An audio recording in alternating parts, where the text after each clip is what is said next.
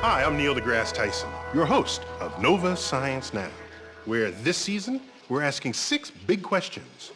On this episode, can we make it to Mars?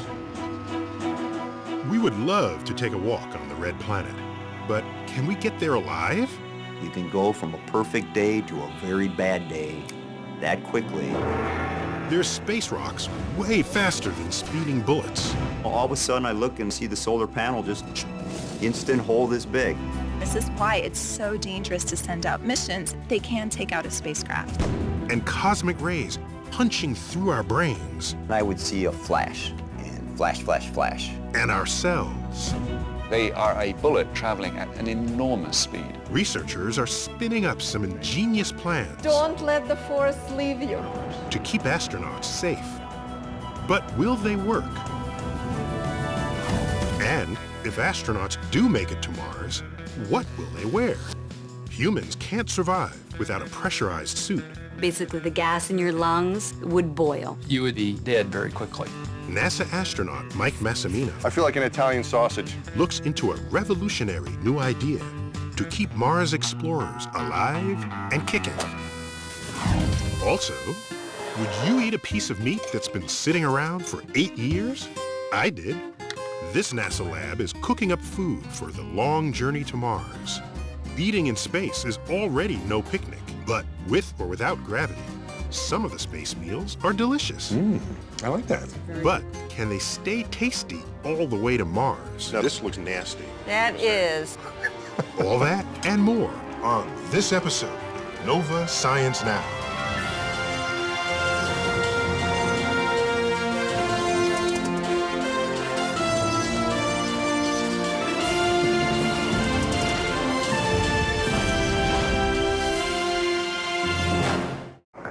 We're right where we wanted to be for Station 2. 4 decades ago, humans first walked on the moon, satisfying our thirst for exploration. And now, we're setting our sights on another rock out there, Mars. A trip to the red planet would likely cover 500 million miles, about 1,000 times farther than the Apollo missions. A round trip could take 2 or 3 years. And one big challenge is surviving harsh conditions, including some we don't encounter here on Earth.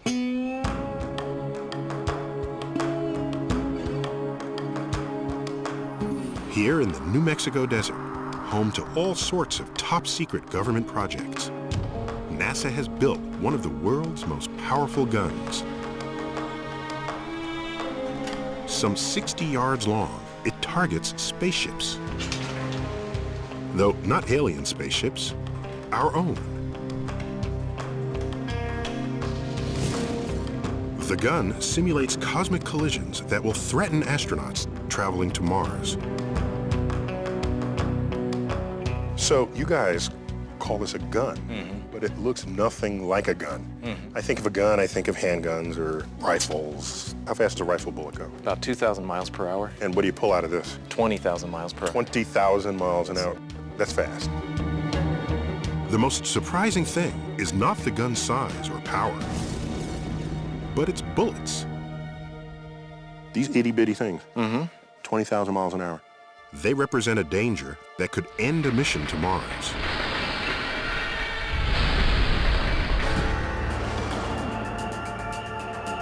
Space is not as empty as you might think, but littered with small fragments of comets, asteroids, and planets called meteoroids. In the vacuum of space, they move at deadly speeds. And NASA's huge gun demonstrates just how dangerous they can be. These metal plates represent the walls of an unshielded spacecraft. This is a half-inch projectile, and it was traveling at about 16,000 miles per hour. It made a hole in the front plate, and then a slightly larger hole. It kept going. Yes, so an astronaut could be right behind this wall. And this is what is left over. It's essentially a shotgun blast. The speed of the impact shattered the bullet, and its debris smashed ever larger holes in the inner walls. Its It's a sobering lesson for NASA. Meteoroids have already knocked out or damaged numerous spacecraft, including the probe Mariner 4, which snapped the first close-up pictures of Mars in 1965. After its flyby, It ran into a cloud of meteoroids no bigger than the size of a grain of sand. And over the course of about 45 minutes, they were seeing thousands of impacts on the spacecraft. another meteoroid strike was witnessed by astronaut Jerry Linenger. During my time on the Russian space station, all of a sudden I look in the corner of my eye, I see the solar panel just, instant hole this big. If astronauts are to survive a mission to Mars, we have to find a way to protect them from meteoroids. And so today, the gun will test new lightweight shielding for the walls of a Mars spaceship. It doesn't look very protective. This is foam I can stick my finger in. But it's a smartly designed shield because what happens is the velocity is so fast of these projectiles, when they impact, the speed breaks it apart, and then the rest of this target will absorb the impact. So will this shield stop a projectile going over 16,000 miles an hour? To find out, the shield is bolted in the target chamber. Then, air is pumped out to replicate the vacuum of space. We head to the bunker below for protection while the gun gets fired. 3, 2, 1.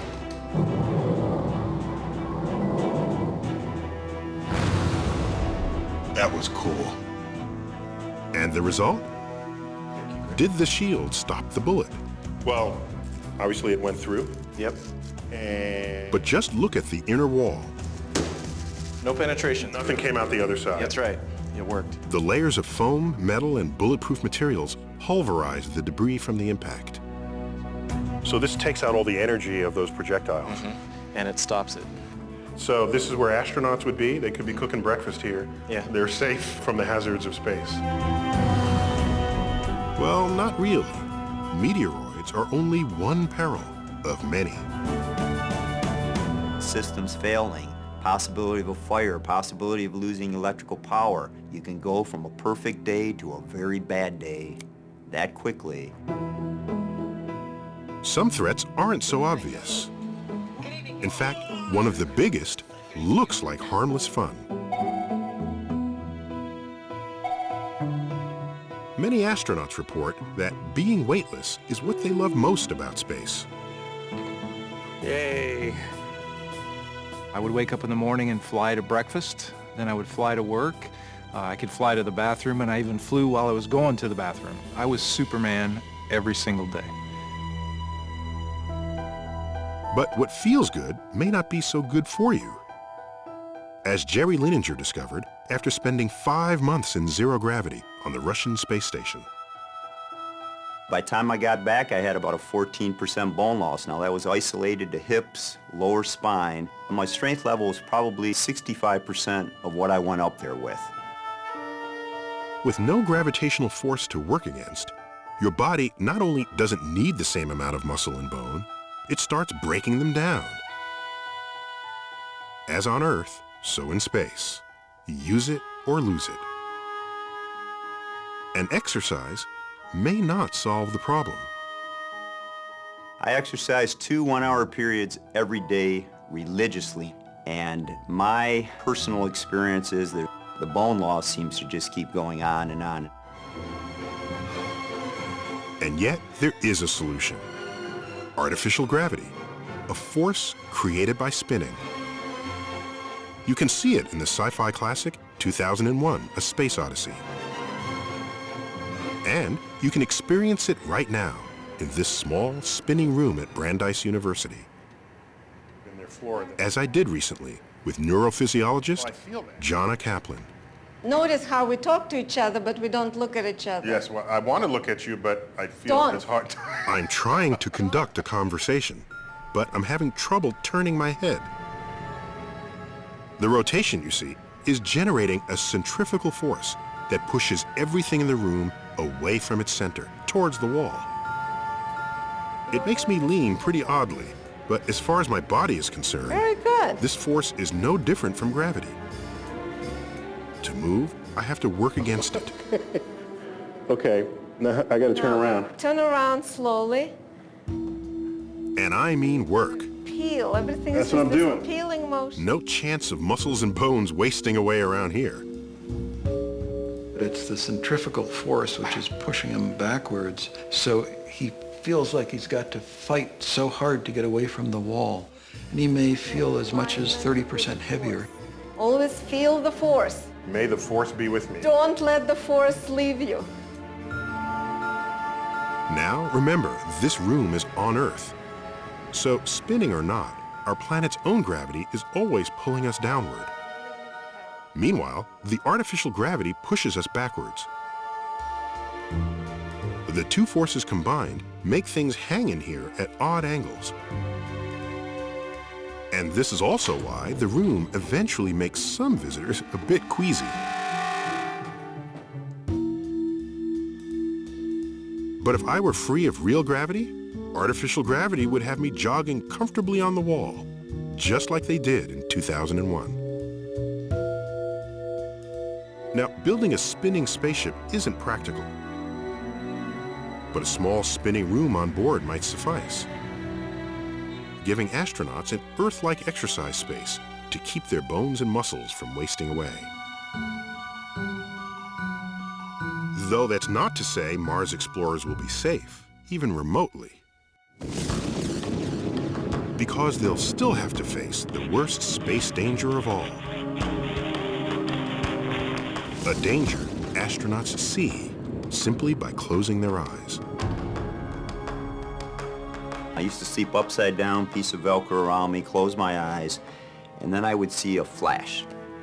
And flash, flash, flash. You'd get this single point of light and then a big circle around it, right there in your brain. The flashes are caused by cosmic rays, subatomic particles like protons, generated by exploding stars far off in our galaxy. Traveling close to light speed, these high-energy particles will pierce a spaceship and its astronauts, their retinas, their brains. This doesn't happen on Earth because our planet's atmosphere and magnetic field protect us from the constant barrage of cosmic radiation. You go to Mars, you're going to get a very heavy radiation dose. There is no way to protect against that. You can't carry lead up into space in a wall that would be thick enough. There's not much to stop them because they are so energetic. They are a bullet traveling at an enormous speed. Pelted by this highly destructive kind of radiation, DNA breaks apart, predisposing the cell to cancer. Research continues, but we have yet to find a practical defense against cosmic rays. You go to Mars, you're raising your risk of cancer lifelong. But there are always innate risks to space travel, and there's no way to get around them, and you just do your best to minimize those risks and control them where you can. So we might be able to protect our Mars explorers from some of the dangers they will face, but only some. Yet knowing all that, today's astronauts are undeterred.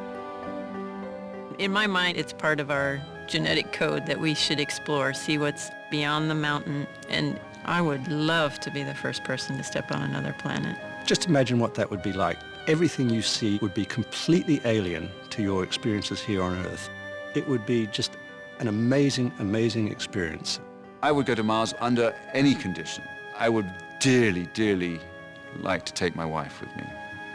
Human evolution involves exploration.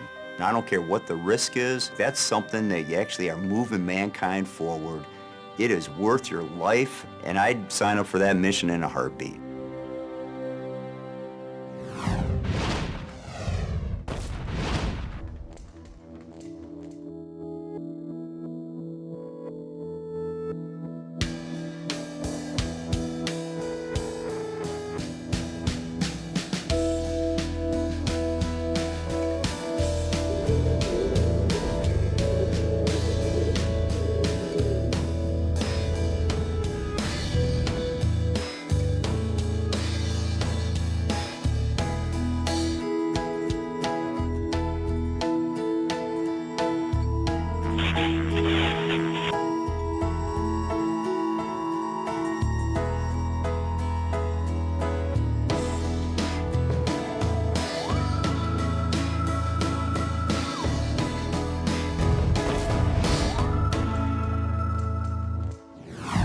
One thing obviously lacking in space is air.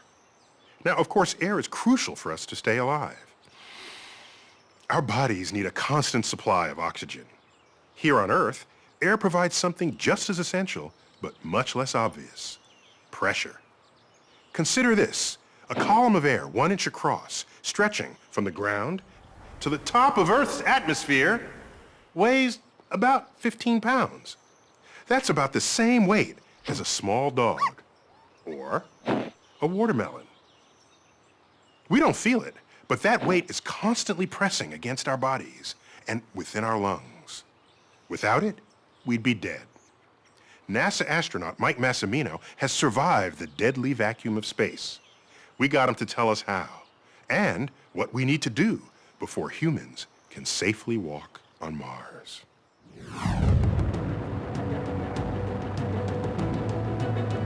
Astronauts like me might not like to admit it, but space is a dangerous place. I've walked in space 4 times. That's me, doing repairs on the Hubble Space Telescope. And every minute I'm out there, I know, the only thing between me and oblivion is my spacesuit. First step, getting dressed for space, is to put on some undergarments. So now I have on my TCU, or thermal comfort undergarment, which is slang for long underwear, and underneath that is my MAG, or the maximum absorbency garment, which is slang for diaper. And that answers the question of how do you go to the restroom if you're locked inside of the spacesuit. At roughly $10 million, today's spacesuit is one of the most expensive garments in the entire solar system. And a lot of that expense goes into creating something you wouldn't expect: air pressure. Because the astronauts have to take their own pressure when they're doing their spacewalk, you can think of the spacesuit as like a big bag of air. So why is air pressure so important? What would happen to our bodies without it? If somebody gets sucked out of the space station without a spacesuit, what would happen? Well, that would be a very bad day. You would not explode. You would just slowly expand and you'd get to a certain spot and then essentially turn to a goo, a mush, and then sort of vaporize. You would be dead very quickly. Basically, the gas in your lungs and even the solution in your bloodstream would boil. The cells in your body are filled with dissolved gases like oxygen and nitrogen. Without air pressure pushing hard against these cells, all that gas is going to bubble out of solution, just like it does when you open a bottle of soda. We cannot survive, just the human body, in the vacuum of space. We have to have protection from a spacesuit. But how much air pressure does the spacesuit need to keep us alive? Down here on Earth, the 1 atmosphere of air pressure at sea level feels very comfortable.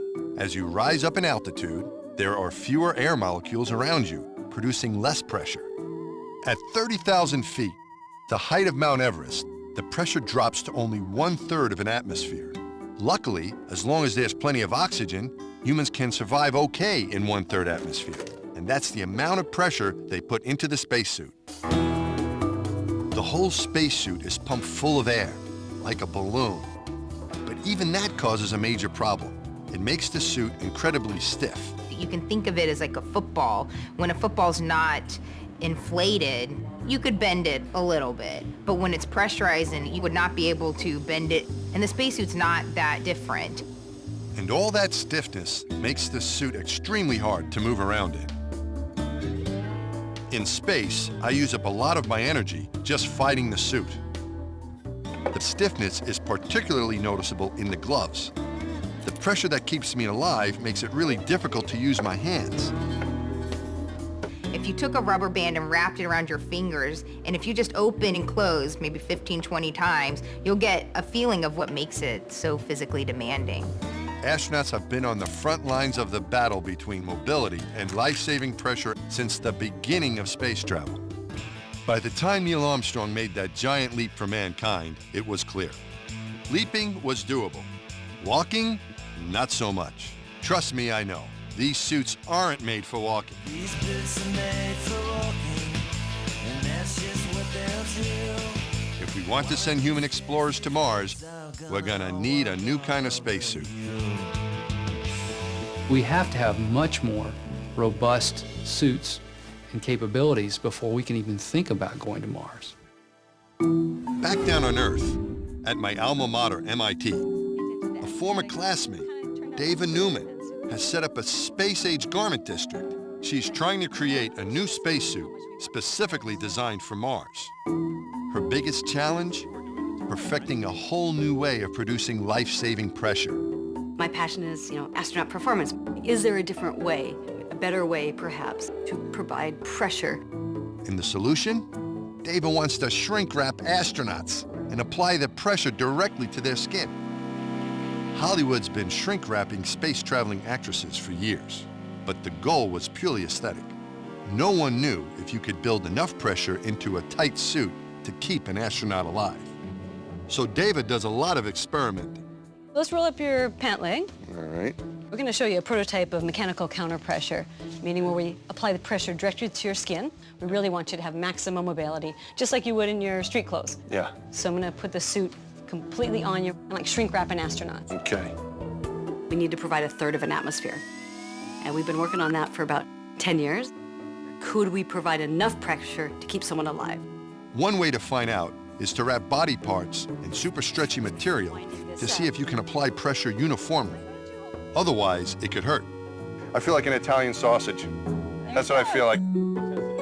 Wrapping people like sausages is just the beginning. Dava studies human motion, trying to preserve mobility while maintaining pressure. She even tries out her spacesuit ideas on a robot. I'm collecting a lot of data out of the robot because it informs our spacesuit design. But even the tightest girdle-like bodysuit can't provide quite enough pressure to keep a person alive in the vacuum of space. It just isn't tight enough. If we put the astronauts into a compression stocking, that's great, but it still only gets me 2/3 of the way there. How can I get the rest? Looking for inspiration to solve the problem, Dava turns to the animal kingdom. The possibilities are endless. The balletic bat, the slithery snake, or the creature with the highest stature in the animal kingdom, the giraffe? I always wondered, why don't giraffes faint? That's a tall creature. His head's down, eating on the grass, puts his head up to reach the tree, 5 meters. Why doesn't he faint? So what about a giraffe's physiology keeps its blood from rushing out of his head? I actually think giraffes have like an internal G-suit, an instantaneous pressurization. Special muscles in the giraffe's blood vessels constrict to create pressure. That blocks the blood from escaping out of his head. Maybe we can learn from nature biomimicry, and as an engineer, put that into some of our designs. The constricting vessels in the giraffe's upper neck inspired the idea of building additional pressure into the suit with a tight web of super strong red fibers. Now what I'm doing is giving you a bit of structure. Through that structure, I can actually even carry more pressure. So if you just had the complete suit here without the lines, you'd be able to move around in it fine, but you wouldn't get the pressure, the protection you need to work in the vacuum of space. Right. But the red lines need to go in just the right places so they don't inhibit mobility. Though we don't have a complete, full pressure suit yet, we're getting there. And Dava's built a slightly looser mock-up. This could be the spacesuit of the future. I can't wait to see what she looks like. She calls it the biosuit. You look like a superhero. I want to be Elastigirl. Yeah, Elastigirl You is look one like of my favorites. Elastigirl. You look like it's just futuristic. Amazingly, a combination of tight, stretchy fabric and a stiff web of fibers looks like it can provide the necessary pressure directly to the skin. Then you see some... But it isn't easy. What is the hardest part of the body to pressurize in this suit? It's definitely the elbows, the joints, and it's the concave areas. The back of the knees, armpits, those areas are really complicated. I volunteered to test drive her suit in space. Unfortunately, the mock-up isn't mission ready. And it only comes in lady sizes. When are you going to be ready for prime time? We would really need a few more years of research, so that's where we're at in terms of the development of the suit. A fully functional biosuit will contain smart wires, so scientists can monitor your vital signs. The hard backplate will support the oxygen tanks needed for breathing. Speaking of breathing, That part of the suit would be pretty much the same as today, with a gas pressurized helmet. But you'll breathe easier. Dave has found you could run around in the biosuit and consume about 50% less oxygen than you would in today's bulky suit. We've proven the technical feasibility. This is possible. We might have this incredibly different way to design spacesuits for the future. I may be too old to go to the Red Planet, but it's almost certain that the astronauts of tomorrow will have a very different wardrobe than the one I've been wearing. They'll have suits that are made for walking.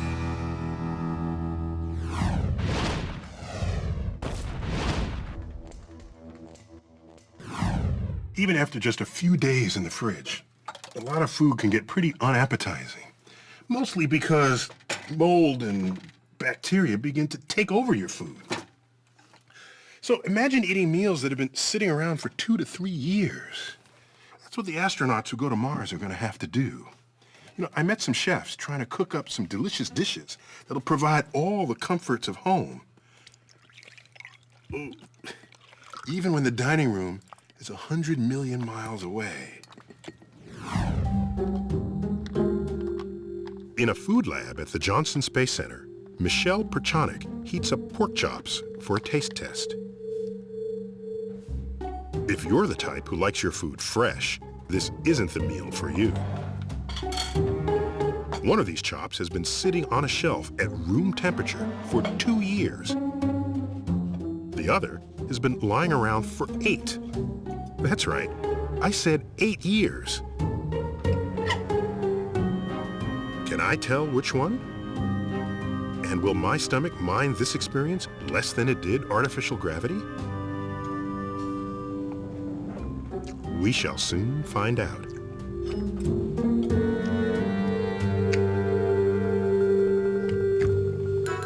I think this one's older.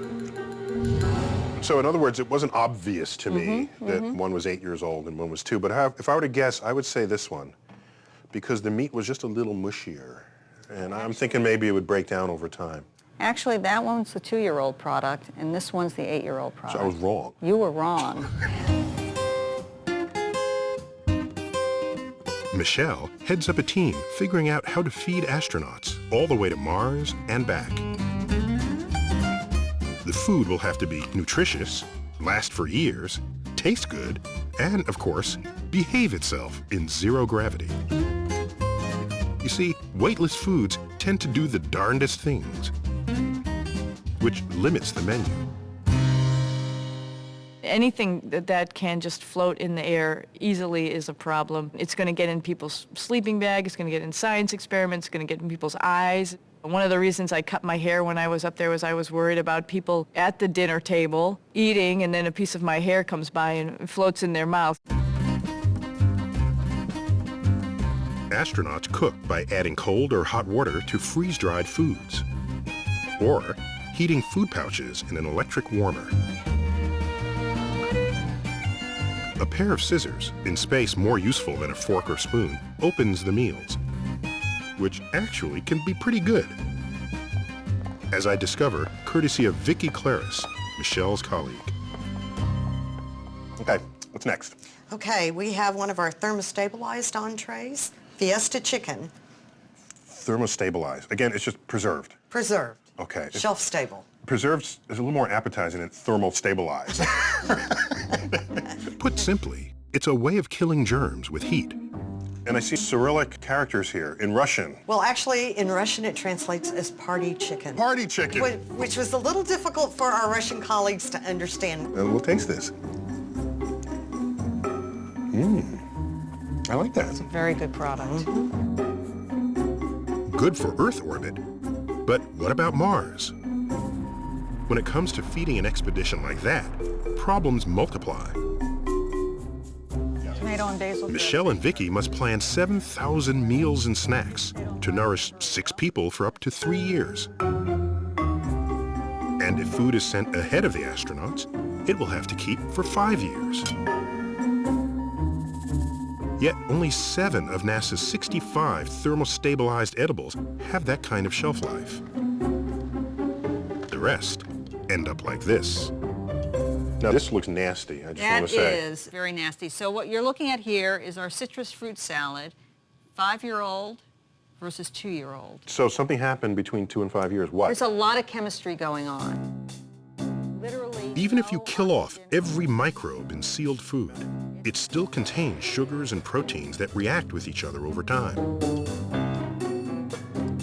The result is obvious when you compare this youthful and geriatric chicken salad.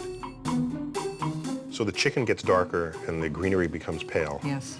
And it's not just a cosmetic phenomenon. No. You're losing nutrients. Exactly. You're losing... You're losing flavor, nutrients, probably texture. You're losing everything. A solution might be new packaging that keeps out all water and air, unlike today's plastics. With that packaging, we get about 9 to 12 months shelf life. And so there is no way we're going to Mars with this kind of packaging. Nor can we use foil. Fine for low Earth orbit, but too heavy for Mars when you're launching 22,000 pounds of food at the cost of $1 million per pound. There's also something else to consider.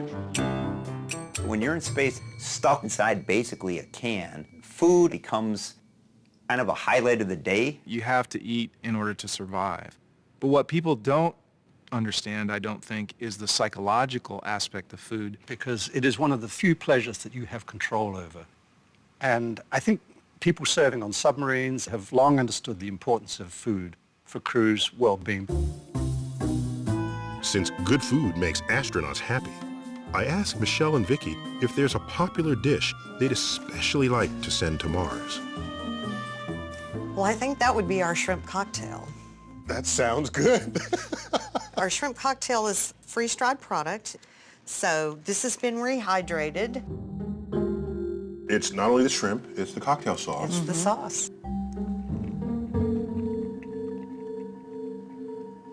If Earth were 50 million miles away, this would be 5 stars. But on Earth, I've had better shrimp cocktail at the local... I certainly hope so.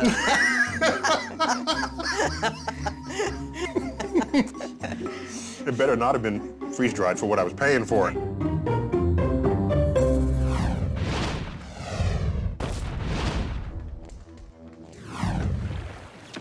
If you have to cross a great distance with no pit stops, the slower you go, the more supplies you're forced to carry.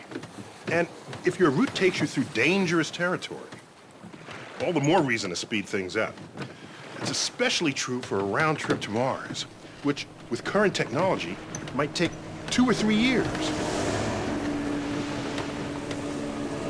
Correspondent Jake Ward caught up with some folks trying to revolutionize spaceflight. And if their plans work, future spaceships would go so fast, they'd leave our long-distance traveling woes far behind us. The space between Earth and Mars is filled with stuff that can kill you. Meteoroids can smash your spaceship to bits. Zero gravity eats away at your bones. And cosmic rays increase your odds of getting cancer. The risks all get worse the longer the trip. Right now, the best rockets would take 2.5 years to get us there and back. 2.5 years is what I see as the biggest risk going to Mars. Why so long? The problem is fuel. The fuel in this shuttle tank weighs almost 1 million pounds, and that just gets you into near-Earth orbit. Mars is still more than 35 million miles away. You can't carry enough fuel to fire engines all the way to Mars. In fact, a chemical rocket would empty its gas tank just escaping Earth's gravity, and then would let momentum carry it the rest of the way. Now, the problem with that is that you're coasting the whole way. Which takes a very long time. The other problem with that is that if anything goes wrong, you're stuck. You have no abort capability in mid-flight. Former astronaut Franklin Chang Diaz is well aware of the dangers of such a mission. At that point, you have no choice but just to continue to go. And God forbid, you lose propellant or you lose an oxygen tank, and it's not going to be possible to really return. And we would watch this crew die for months in front of the whole world. To make sure this doesn't happen, engineers are designing new kinds of rockets that could go much faster and more efficiently. They range from water vapor thrusters to going nuclear. But none can get a crew to Mars and back in less than a year. So this is it? This is it. But here outside Houston, Cheng Diaz and his team are building a potentially game-changing rocket called the Vazimir. The ultimate goal is to have a small sun in the engine. A sun in the engine? Well, kind of. The Vazimir uses radio waves to heat argon gas to 1,000,000 degrees, so hot it becomes a plasma. The sun is made of plasma. In a plasma, atoms break down into a soup of charged particles that move very, very fast. And if you fire these very hot, very fast particles out the back of a spaceship, you've got a rocket that can really move. But putting this sun in the engine creates some new problems. Think of this candle as a conventional rocket. It's plenty hot. But Vazimir, it's really a whole other ball of wax. Test firings have already topped 1,000,000 degrees, thousands of times hotter than a chemical engine. So the challenge for Vazimir is, how do you keep an engine this hot from destroying everything around it?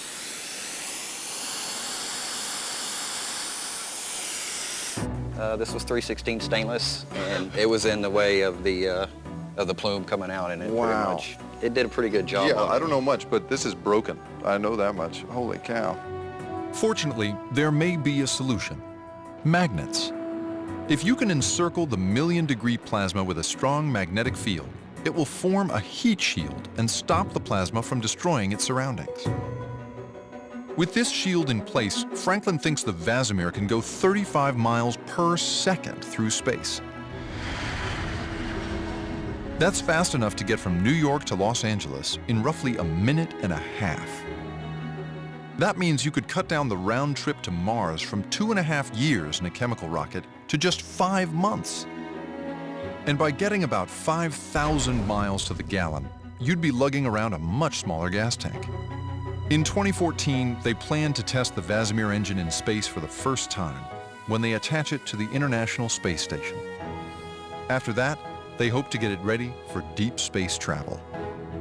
And if it's successful, It completely opens up not just a mission to Mars, but it opens up potentially the entire solar system to human exploration.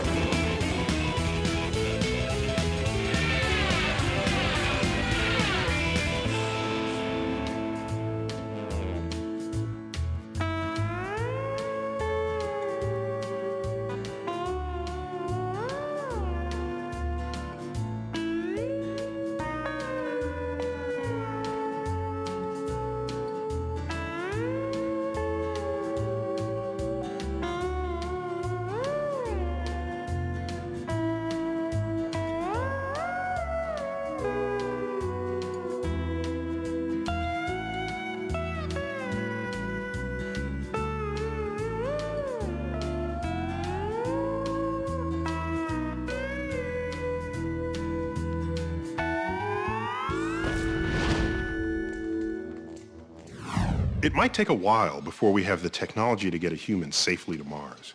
But in the meantime, we're already exploring the red planet. So, what's it like on Mars? What's it like? It's freezing, that's what. And the dust. All right, move 5 meters to the right and pick up that rock. That's easy for you to say. You know what dust can do to your servos? Come on, give it a try. Give it a try. I don't believe this guy. Okay, so today's Martian robot explorers don't have that much attitude. But in this episode's profile, we meet a designer who thinks maybe they should. Vandi Verma is a natural-born trailblazer. I really love adventure and exploration. She constantly looks for new discoveries to make and obstacles to overcome. From climbing mountains to flying planes to her job as rover driver at NASA. I've always loved exploring the environment I was in, and the rovers allow me to explore another planet. Humans may be decades away from visiting Mars, but Vandi gets a first-hand look at the red planet every day she goes to work. Through being at that console, she gets direct virtual presence on the surface of Mars in a way very few other people in the world do. She is one of the people responsible for making sure the rovers, Spirit and Opportunity, make it through each drive safely. NASA originally scheduled the mission to last just 90 days, but that was back in 2004, and the vigilance of drivers like Vandi has kept the rovers alive and exploring much longer. Vandi began dreaming of this interplanetary adventure back in 1997, when NASA sent another rover, Sojourner, to Mars. So when the very first Mars rover landed, I remember reading about it, and I was just amazed because it was such an amazing thing to do, to get a rover on another planet. And I was like, someday I want to work on that. Her passion for out-of-this-world exploration traces back to her childhood in India. I first became interested when somebody gave me this little book about space. And it was the first time I realized just how vast the universe was and just how different the various planets, even in our own solar system, was. And I wanted to see them. It seemed like a very remote possibility, but I never gave up hope for it. The odds were stacked against her. Growing up in a traditional Indian family, Vandi was expected to follow her mother's wishes, to settle down and enter an arranged marriage with a nice Indian husband. My parents have an arranged marriage. My sister has an arranged marriage. For whatever reason, it wasn't something that I was ready for. Vandi dreamed of following a different path, inspired by her father, an Air Force pilot. Unlike her cautious mother, her dad encouraged her to take risks and seek adventure. After high school, she took her first big step. She moved to the United States and studied engineering at Carnegie Mellon University. But that didn't stop Vandi's mother from trying to arrange a marriage for her. She would find people in Pittsburgh when I lived there. I was amazed, and they would call me. Vandi dodged her mom's suitors long enough to meet classmate and fellow roboticist Paul Tompkins. Like Vandi, I've been in love with space for as long as I can remember. In 2005, they decided to spend their lives together. We both love adventure.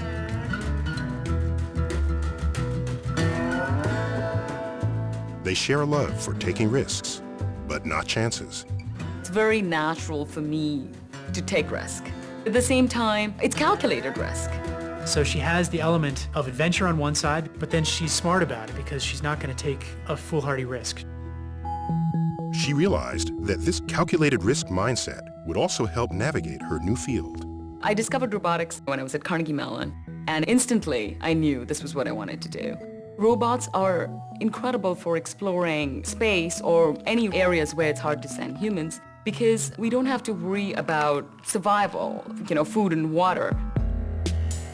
While getting her PhD, Vandi headed to the Atacama Desert in Chile to hone her robot driving skills in its Mars-like terrain. Atacama is a place where they measure rainfall in millimeters per decade. And that was a perfect place for us to take our robot and do an astrobiology experiment to look for life. My research focused on making sure that the robots could handle unanticipated situations. This work caught the attention of NASA's Jet Propulsion Lab, who offered her the chance to explore the surface of another planet from a distance. Really, the center of the world when it comes to robotics is at Jet Propulsion Laboratory. So she headed to Pasadena, California to join the Mars rover team and brought her motorcycle with her. Mostly I used it as a commuting bike to get from home to work, but I'd always take the longest path possible and the most swervy. Her means of transport was another way to get a little adventure out of life. As a rover driver, she pushes Spirit and Opportunity to get as much data as possible without breaking them. Safety is the biggest concern, but you can't be so risk-averse that you don't go anywhere. We don't use a remote control to drive them, so we're not driving them in real time. We get the conditions under which the robot is in today. We use those and plan a drive, and then we send it to the rover, and the rover executes it on its own. And then once it's complete, it sends us back the information. We've personified these two vehicles. They're like our children. They have human characteristics. They're intrepid, they're accomplished, they're dutiful, and they're so darn cute. There is no GPS on Mars. You can't just say, hey, you know, this is this location, drive to that location. So just moving the rovers, there's a certain amount of risk. And there's little room for error when driving on another planet. Mars is a very dangerous place. It has very little atmosphere. The temperatures are incredibly cold. There are huge changes in temperature every day. So these rovers have to endure that kind of environment. They are solar powered, so if the rovers get too cold or if they get starved for energy, which is just the same way as a human being starving, they could die. Since some of the most interesting places are the hardest to get to, the rovers constantly face the danger of getting stuck. And the drivers brainstorm different ways to get them out in a replica of the surface of Mars called the sandbox. There isn't one obvious right way to think. You want to explore the options. So the sandbox is a great way to do that because you have one chance on Mars, but in the sandbox you could reset and say, well, that didn't work, let's try a different strategy. You may choose to drive forward. You may choose to try to do it with a slight turn, an uphill turn, or drive backwards, maybe wiggle the wheels in order to loosen the terrain up. Once we figure out what solution works best, then we do it on Mars, with that one chance we have on Mars. The JPL team has avoided an end of mission since 2004. That's more than 25 times longer than the original plan. And this run has been key to the rover programs revolutionizing our knowledge of Mars. The rovers have detected signs of past water. We've detected minerals that show that there was water. And since water is the elixir of life as we know it, these findings suggest fantastic possibilities. What the rovers have found is that Mars at one time was much more like the Earth than it is today. And this is very exciting and very intriguing because if it was like the Earth at a time when life started on the Earth, did life start on Mars or is there life there today? Whenever you see some sort of a discovery made by the rovers, you sort of feel that you helped them along. It is a little bit parental feeling that, hey, you know, I'm proud of that rover. And like the rovers she drives, Vandi continues to create her own path and make new discoveries. When I was growing up, I always thought it would be really cool to work in space, and it just seemed so impossible because everything that was going on at that time was halfway across the world.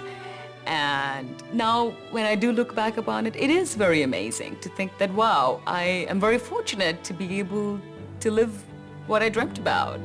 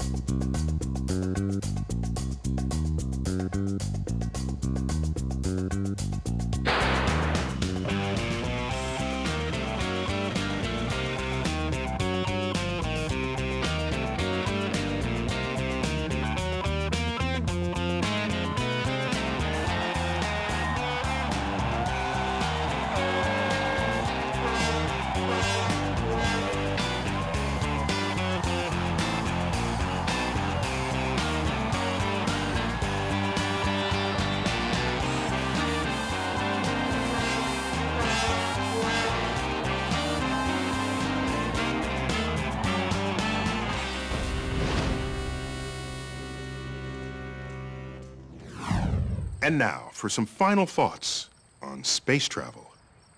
In the early days of the great ocean voyages, the explorers and shipmates were brave or crazy. During their year-long voyages, they risked and often succumbed to scurvy, dehydration, starvation, disease, pestilence, hostile natives, and of course, shipwreck. These were the known challenges. Add some mysterious unknowns like, is Earth's edge just over the horizon? Or do demons lurk there? And you've got a voyage that few, if any of us, would ever take. Yet, some humans embrace these risks, and our species owes them boundless gratitude. With space as the next long voyage frontier, another laundry list of life-threatening challenges await us. Food spoilage, wayward space debris, loss of health in zero-G, psychological effects of isolation, and, once again, shipwreck. Now, consider that in 1950, the risk of asteroid fragments colliding with your spaceship was not only unknown, it was undreamt of. Same holds for the damage that solar flares pose to DNA of spacefarers. Today, these are known unknowns.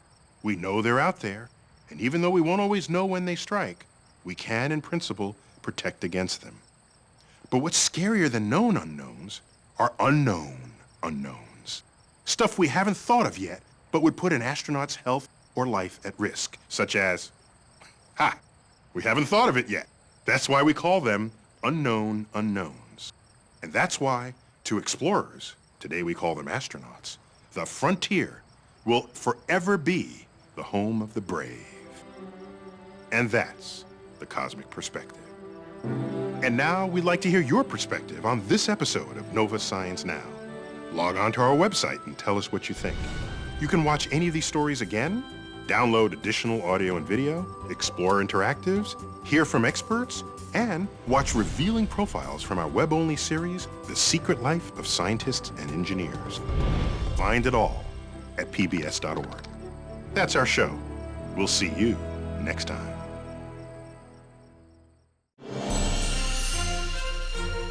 See a hidden side of science on Nova's web-exclusive series, The Secret Life of Scientists and Engineers. Think you know scientists? Think again.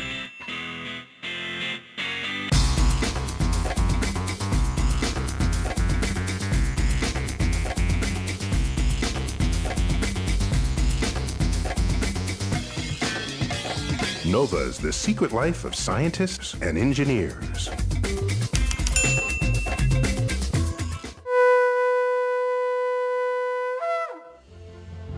This Nova Science Now program is available on DVD at shoppbs.org or call 1-800-PLAY-PBS.